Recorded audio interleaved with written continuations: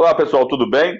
No Conexão Legislativa de hoje, nós vamos falar sobre o direito eleitoral, as eleições de 2020, né? Vamos falar sobre fake news, sobre coligações, sobre a eleição para prefeito e vereadores das câmaras municipais e das prefeituras aí dos mais de 5.500 municípios brasileiros. Sobre esse assunto, eu vou conversar com o Clever Vasconcelos, advogado especialista em direito eleitoral. Muito obrigado pela presença aqui no Conexão Legislativa. Olha, Luciano, é uma satisfação poder estar aqui no Conexão Legislativa enfim, me colocar à disposição aqui direto do gabinete da Promotoria de Justiça aqui do Fórum Regional do Jabaquara para conversar com vocês sobre direito eleitoral. Muito obrigado. Obrigado pela presença, Kleber. Eu queria começar falando um pouco sobre as mudanças, né? Primeiro, a gente tem a mudança na data da eleição, né, de 2020. A gente tem algo raro, um evento raro, que tem íntima relação com a pandemia. O que muda, né, no ambiente eleitoral com essa prorrogação das eleições aí de outubro para novembro? Olha, o interessante, Luciano, é que com o advento da emenda constitucional número 107, nós tivemos a possibilidade de prorrogação do período eleitoral, que agora será no primeiro turno, dia 15 de novembro, e no segundo turno, onde houver, 29 de novembro. Você percebe que das eleições anteriores, das eleições regulares, nós tivemos uma redução em uma semana entre o primeiro e o segundo turno. Então, as campanhas eleitorais para o segundo turno serão menores. Obviamente, nós teremos segundo turno nas cidades com mais de 200 mil eleitores, aonde o vencedor não atingia a maioria absoluta. Agora, a grande novidade, e eu espero que isso não aconteça, é a possibilidade que a emenda constitucional número 107 trouxe para um eventual novo adiamento. Um novo adiamento. Eu espero que isso não aconteça, mas, de fato, existe uma previsão na emenda constitucional 107, aonde o TSE perceba que naqueles municípios a pandemia está fora de controle, né? O TSE pode constatar isso através de uma comissão que envolve profissionais da saúde e solicitar ao Congresso Nacional um novo adiamento. Esse novo adiamento determina que as eleições deverão ser realizadas até o dia 27 de dezembro.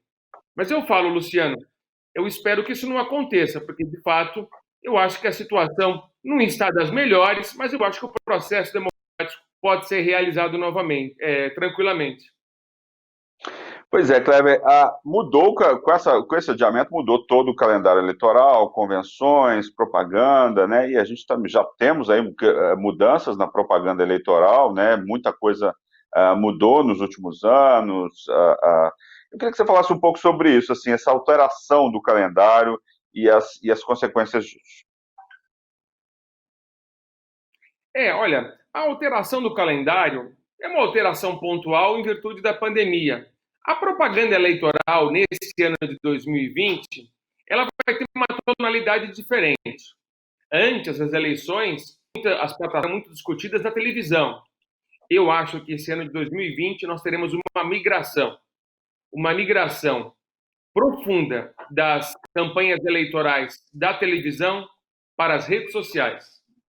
É um evento que a gente percebe que tem mudado a atitude dos políticos. O grande exemplo é o nosso presidente da República, Jair Bolsonaro, foi eleito graças ao movimento das redes sociais. Isso não é só no Brasil, é no mundo inteiro. Tá certo que muitas pessoas não têm um smartphone, mas a grande maioria tem, ainda os mais humildes. E essa rede social vai fazer a grande diferença. E aí existe a possibilidade, inclusive, Luciano, de se realizar o impulsionamento das veiculações. Então a gente grava um vídeo no Facebook, no Instagram, no Twitter, etc. E a gente pode impulsionar, pagando com dinheiro, para atingir um público específico, de gênero, de idade, de profissão. E isso pode ser realizado até às vésperas da eleição.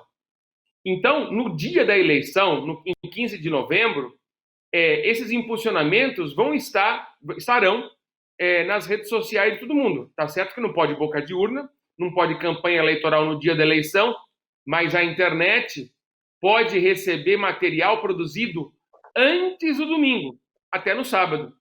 E isso vai fazer muita diferença. Se tiver maior habilidade nas redes sociais, eu acho que sai na frente na internet, na eleição, na propaganda eleitoral.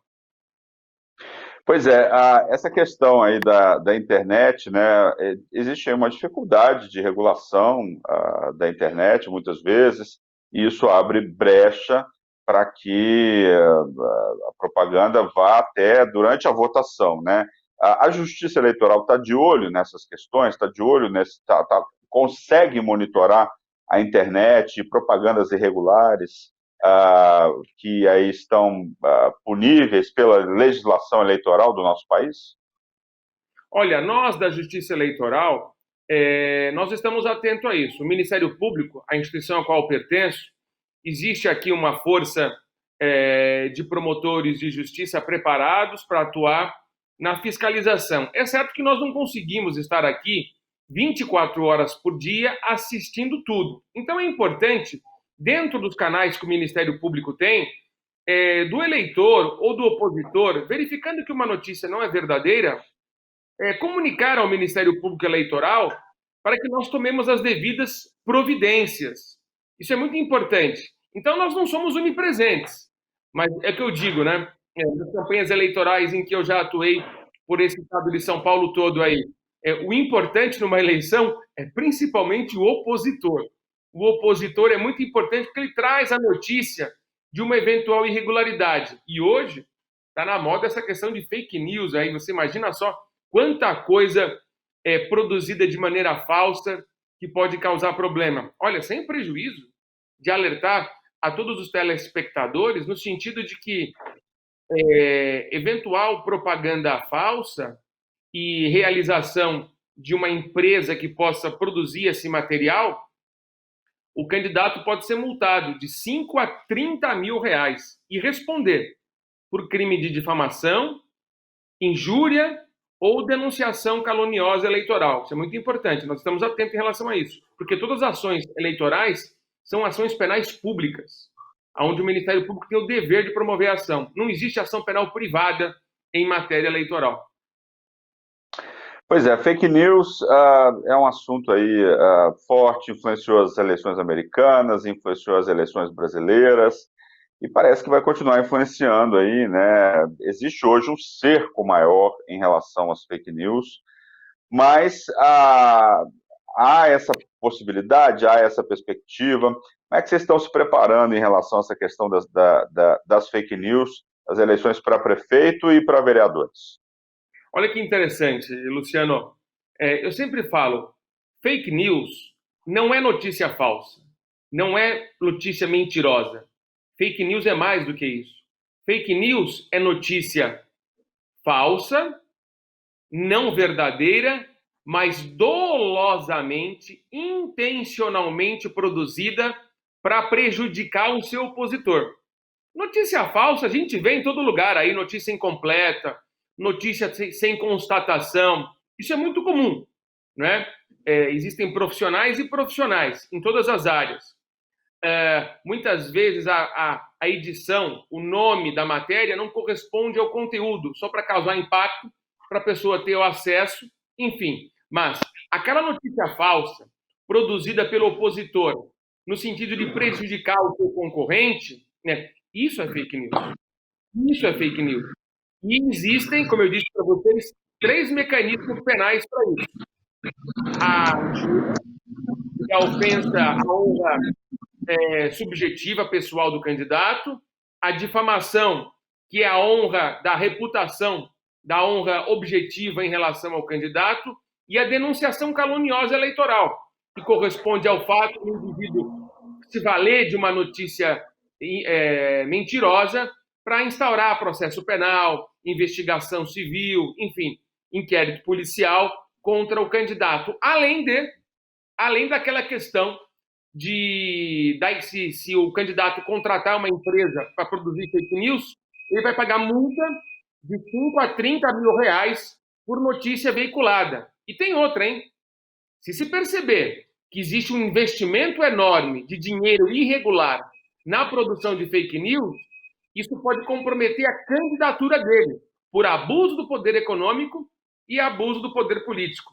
Pode até ocasionar o indeferimento do registro da candidatura e, se for eleito, até a perda do mandato numa eventual ação de impugnação do mandato eletivo. Kleber, eu queria falar um pouco sobre coligações, né? A proibição das coligações, o quanto que isso impacta aí nas eleições, isso deve ajudar a mudar e muito o perfil das câmaras municipais, e imagino eu também, me corrija se eu estiver errado, das prefeituras, de uma maneira geral. Como é que fica essa questão e qual o impacto disso nas próximas eleições? Olha, hoje não há mais, houve uma mudança constitucional que proibiu coligação partidária em eleição proporcional. Então, o eleitor ele vai votar no seu candidato a vereador de determinado partido político. E esse voto vai ser computado para aquele partido político, para a formação do quociente partidário. Muitas vezes, os partidos menores, chamados partidos ditos de aluguel, se coligavam com partidos maiores para tirarem proveito dos votos daquele partido original. Eram partidos usados, justamente para tirarem proveito dessa massa de votos que tem esse partido maior. Hoje não. É cada um por si. Todo mundo vai ter que sobreviver pelo seu próprio partido. É óbvio que isso vai demandar uma maior atitude partidária e ideológica. O partido hoje, Luciano, ele vai ter que mostrar para que veio. O partido vai ter que mostrar a sua ideologia, o seu trabalho, a sua consistência. E aí nós vamos ver quais são os partidos políticos que têm maior visibilidade. Isso na eleição municipal. Isso não tem nada a ver com extinção de partido, em acabar partido, porque a cláusula de barreira ou a cláusula de desempenho partidário, ela é calculada na eleição para a Câmara dos Deputados, lá em Brasília, que foi há 2 anos atrás. Então, se o partido pequenininho tiver pouca votação, ele não vai acabar, ele não vai ser extinto. Agora, se ele tiver pouca votação, na próxima eleição para a Câmara dos Deputados, é bem possível que nós tenhamos aí um enxugamento dos partidos políticos pequenos. Eu vou dar um número para você. Na última eleição para a Câmara dos Deputados, 14 partidos políticos foram pegos pela cláusula de barreira ou cláusula de desempenho. E desses 14 partidos políticos, eles não receberam verba do fundo partidário e não poderão participar, olha só, da propaganda eleitoral na TV, inclusive na eleição municipal. Olha que loucura, olha que situação dos partidos com pouco desempenho na eleição para a Câmara dos Deputados. Mas, nesse ano de 2020, nós estamos falando de eleição puramente municipal. Mas eu vou te falar, é uma constatação, é uma prévia do que pode vir nas próximas eleições para a Câmara dos Deputados. É um balão de ensaio. A eleição municipal é sempre um balão de ensaio para a eleição daqui a 2 anos. É muito importante a constatação numérica da eleição municipal. Aproveitando essa questão dos partidos que você citou, nós temos aí um grande número de partidos, outros países têm menos partidos políticos e tal. Você acha que isso pode impactar? Não, você falou que não impacta nessa eleição, mas isso pode impactar lá para frente em outras eleições, as eleições para a Câmara, para o Senado, de uma maneira geral. Você acha que isso é uma forma de controlar, né, o grande número de partidos? A gente vai ter ali os partidos que tiverem um bom desempenho, eles vão sobreviver ao longo do tempo, eu digo, né? Ao longo das próximas eleições, os outros não. O que esse fim das coligações vai mudar a questão dos partidos políticos para os próximos 10, 20 anos? Importante observação, Luciano. Olha, isso vai impactar bastante. Vai impactar bastante porque muitos partidos políticos não vão conseguir sobreviver. Nós temos aí cerca de 40 partidos políticos. Veja bem, nos Estados Unidos nós temos 50 partidos políticos, 50. Recentemente nós tivemos um debate numa rede de televisão internacional com apenas 2 candidatos, mas nós não temos só 2 candidatos. Estados Unidos não vive só do democrata e dos republicanos. Tem candidaturas, inclusive, independentes, né? Inclusive, é possível a candidatura sem partido político. No Brasil, existe uma ação pendente de julgamento no Supremo Tribunal Federal questionando a possibilidade de candidatura avulsa, sem partido político. Isso pode levar a uma situação do desaparecimento dos partidos políticos. Por quê? Porque hoje o jovem, a galera mais jovem, ela está mais ligada nos movimentos do que nos partidos formalmente constituídos. Então é preciso que o partido político se redescubra, Luciano. A sua pergunta é muito importante por causa disso. Porque ou o partido político se reinventa, ou o partido político para de servir só como gangorra para acesso a cargos políticos e vai discutir o futuro da nação, os problemas brasileiros, as soluções brasileiras, ou nós teremos um caminho sem volta para umas candidaturas avulsas. Isso depende muito dessa decisão do Supremo que está pendente, mas a legislação, do ponto de vista constitucional, ainda obriga a filiação partidária, pelo menos a 6 meses antes da eleição, para a candidatura. Então, para fechar essa sua pergunta, a minha resposta, eu vejo como o partido político hoje em dia precisa se redescobrir, precisa renascer, precisa se reinventar, sob pena, daqui uns 10 anos, como você disse, nós teremos no Brasil a volta do bipartidarismo ou do tripartidarismo, só sobreviver alguns maiores partidos políticos. Eu sou contra essa centralização ideológica em dois, essa polarização partidária em 2 ou 3 ou 4 partidos. É importante a pluralidade política. É disso que vive a democracia. Mas é preciso que a democracia se alimente, se energize com novos ares, com discussão e com debate.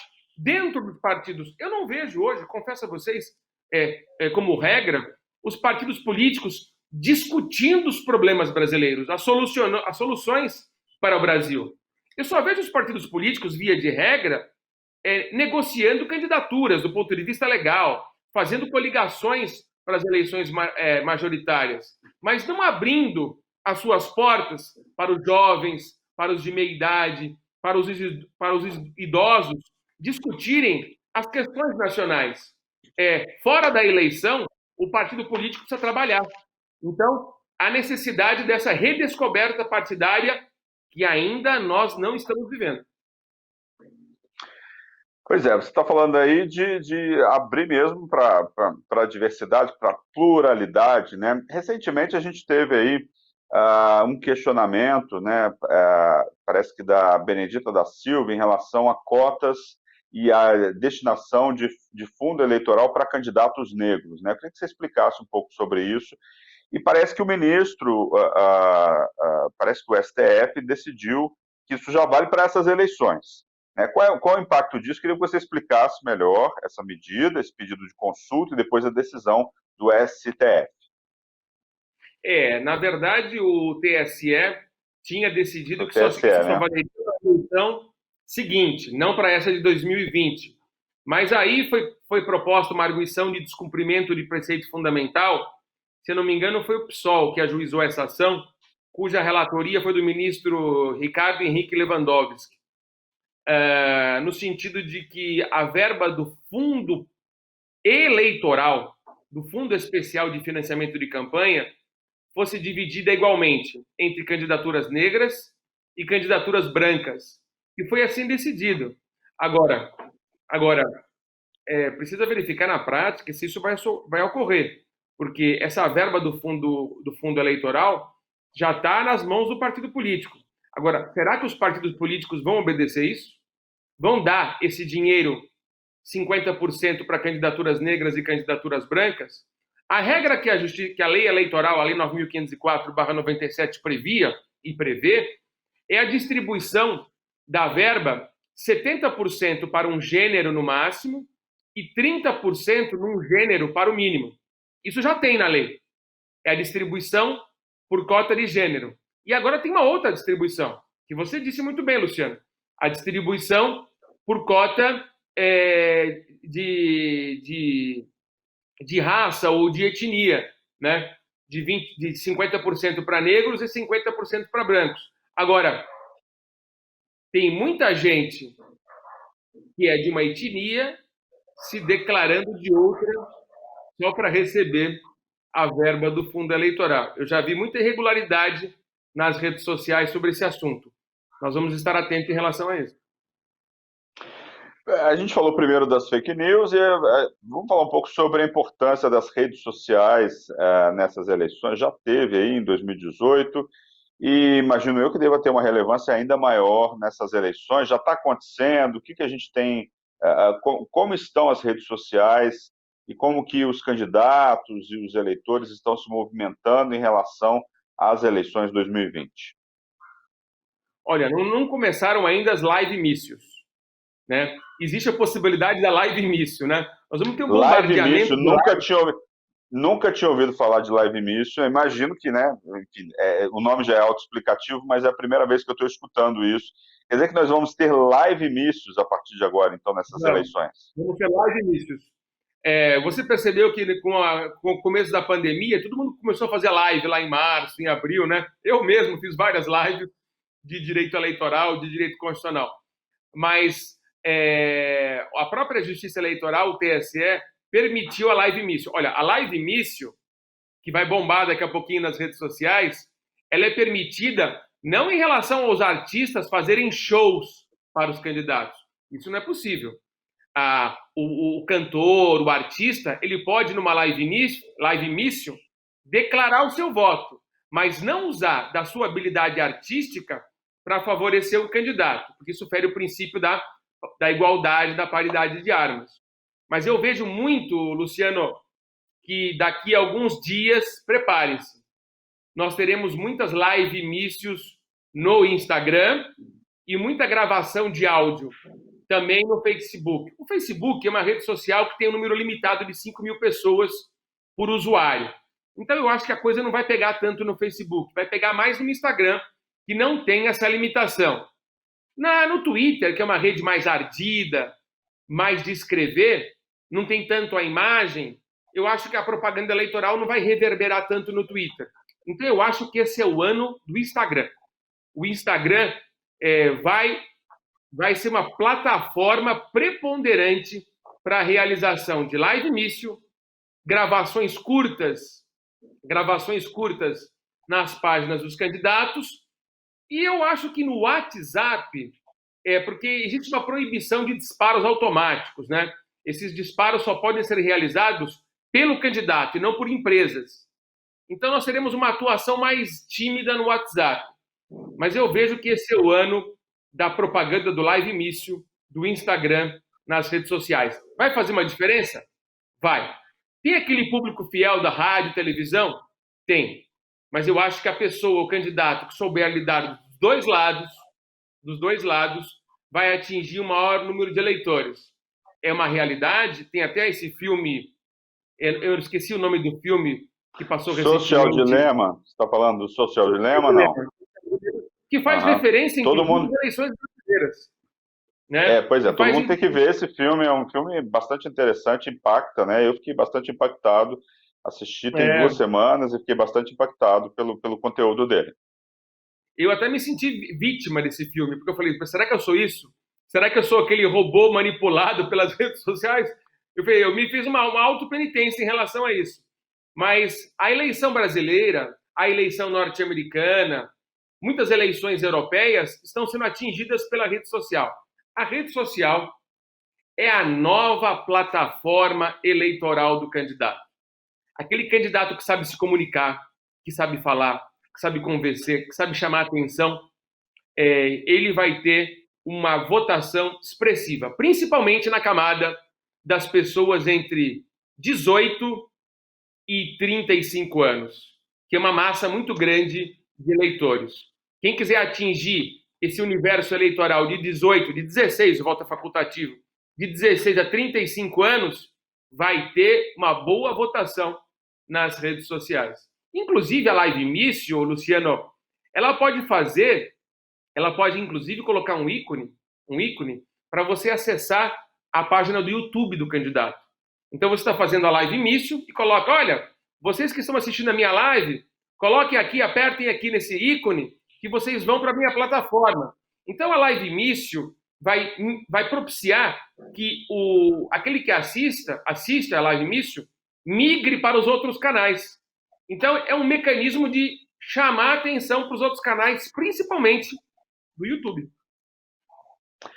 Vamos acompanhar, toda eleição tem novidade, toda eleição acontecem fenômenos novos aí, vamos acompanhar o que vai acontecer nas eleições de 2020. Cléber Vasconcelos, muito obrigado pela sua participação aqui no Conexão Legislativa. Cléber Vasconcelos, especialista em Direito Eleitoral, muito obrigado, e professor do Damasa Educacional, muito obrigado pela sua participação. Olha, Luciano, muito obrigado, a sua equipe, a Assembleia Legislativa do Estado de São Paulo, que eu tenho uma grande admiração, e o programa Conexão Legislativa, que é um sucesso. Aí muita gente assiste e me conta das novidades que vocês veiculam. Parabéns, viu? Obrigado, Cléber. Bem, e o programa de hoje fica por aqui. Lembrando que você pode assistir esse e outros programas da Rede Alesp no nosso canal no YouTube. É só digitar Rede Alesp. Nós voltamos no próximo programa discutindo outro assunto de relevância para a sociedade. Obrigado pela audiência. Tchau.